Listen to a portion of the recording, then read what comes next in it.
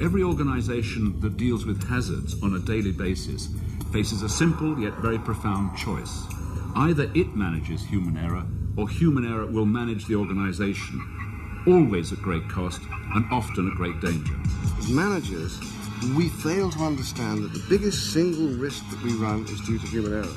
There are lots of other kind of risks we run, like currency risk and trading risk, but human error is really the big one. It has fantastic financial consequences. Companies all over the world have just gone out of business due to human error. Workers can be put out of work.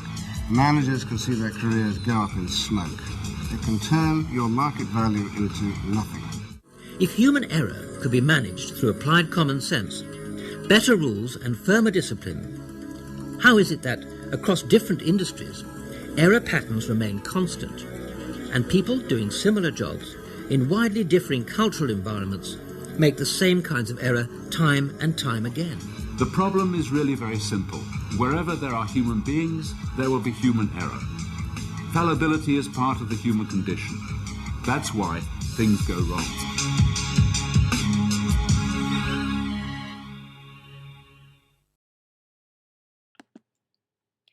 Human error is inevitable, but there are processes in place to prevent and discourage this.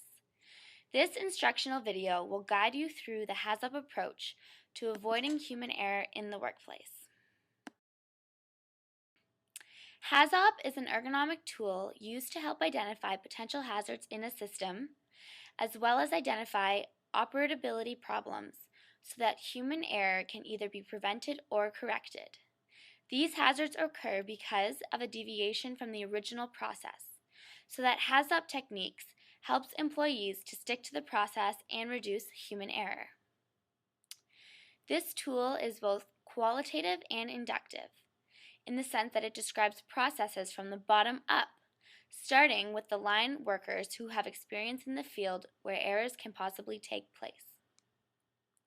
The HAZUP tool was first developed as an aid for engineers in designing a chemical plant, but is now found in all sorts of industries, such as petroleum and food plant, and is considered to be one of the easiest process hazard analysis tools.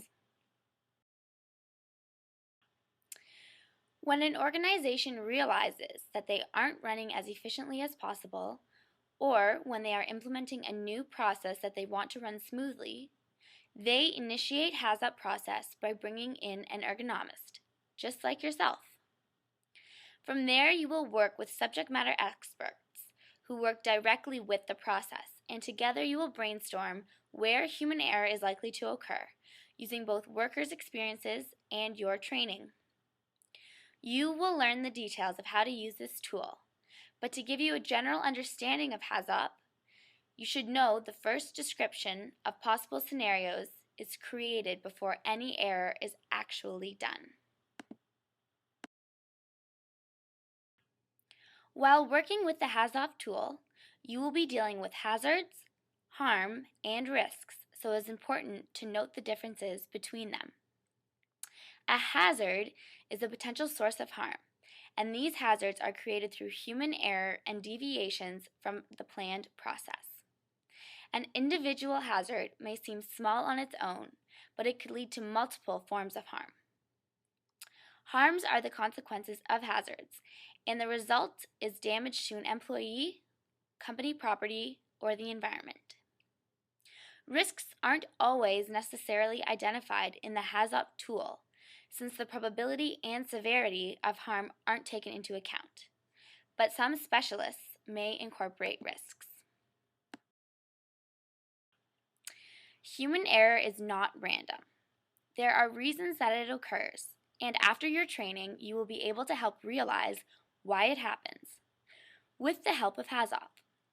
Errors can be unintentional, like forgetting to do something, intentional, like purposefully violating a process, physical, like pulling the wrong lever, or mental, including skill-based, for example, an automated routine, rule-based, if the problem is A and then the solution is B, or knowledge-based, for example, having the training to make the decision instantly. After your HAZUP training, you will be able to prevent each one of these types of human error. So, why should you choose HAZOP? First, let's look at HAZOP in context with risk analysis and risk management. HAZOP, which stands for Hazard and Operability Analysis, is an extremely basic approach to human error investigation. It is a qualitative process hazard analysis method. Process hazard analysis is a component of both process safety management and risk management programs. Safety is your main concern when developing a HAZOP analysis. Let's take a look at why HAZOP will effectively increase the safety of an organization. Firstly, it is applicable to all workers and situations. Human error can be hard to quantify. Therefore, it is important to have a system that is applicable to almost any scenario. Human error is dependent on the individual worker or operator, their interpretation of the situation, and their physical, mental, emotional, and cognitive state. Secondly, HAZOP decreases vulnerability of all people in and associated with your organization. A certain level of human error is unavoidable. Decreasing the potential for human error decreases the vulnerability of workers and decreases the potential for harm to all members associated with the organization. Thirdly, HAZOP offers preventative measures for an undetected hazardous situation. Hazards can be difficult to detect if they haven't been encountered previously. Installing a system to manage potential deviations leading to harmful situations is a preventative measure. Lastly, implementing a risk management analysis tool strengthens the safety culture of an organization. If management spends time and money to ensure a safe working environment, workers are more likely to feel an obligation to report new or reoccurring errors and hazards. In addition to safety, your next concern is how HAZOP can positively influence the productivity of a company. First off, implementation of HAZOP increases system efficiency. HAZOP is efficient because it can be integrated into the initial design process, minimizing the time, money, and energy spent in installing add-on control and safety systems. In addition to this, decreasing human error also decreases production mistakes. Human error resulting in production mistakes can decrease productivity by wasting time and money to fix or redo the incorrect process. Lastly, decreasing human error increases worker productivity. Human error resulting in worker injuries decreases productivity. If a worker is hurt, the employer must find a new worker to complete the job or wait for the injured worker to recover before the job can be finished. If another worker takes over the injured worker's project, this takes the uninjured worker away from completing another task, which ultimately affects the overall productivity of a company.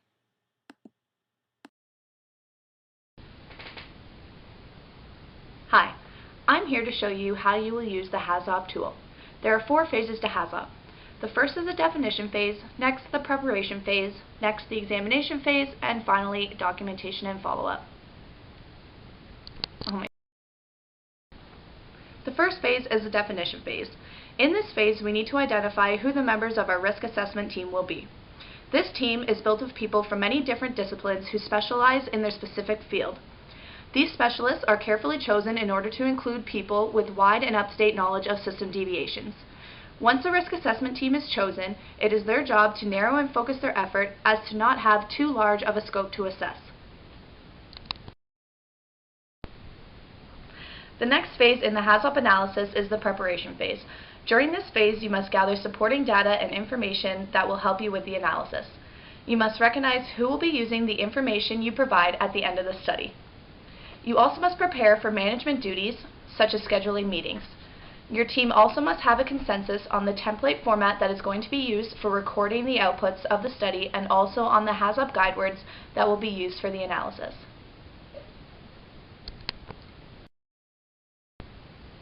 Using HAZOP guidewords are an integral step in identifying deviations in the operation or task in a systematic and consistent manner. These guidewords make one ask questions, stimulate thinking, cause discussion, and ultimately focus the study. It is the job of the risk assessment team to identify the appropriate guidewords that will suit the scope of the study. Once the guidewords are selected, the next phase of the study can begin. The next phase in the HAZOP analysis is the examination phase. At the beginning of the examination phase, all of the elements of the system or process being examined must be identified. For example, one process can have many elements, such as different detergents or chemicals. Next, you must apply the HAZOP guidewords to each of these elements. This allows for a systematic way to thoroughly search for deviations in the operation or process. For example, you can apply the guideword no to detergent or the guideword wrong to the combining of chemicals. Note, all guidewords and element combinations are not expected to yield a credible deviation possibility. It is simply to generate discussion and brainstorm for possible deviations. Any deviation that is brainstormed should be deemed credible before any other attention is given to it. When combinations of guidewords and elements do not yield credible deviations, there is no need to document them in your analysis.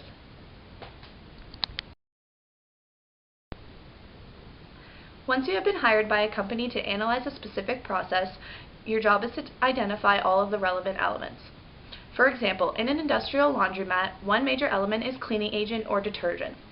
Now that you have identified an element, you can go on to identify all the relevant guidewords that can be applied.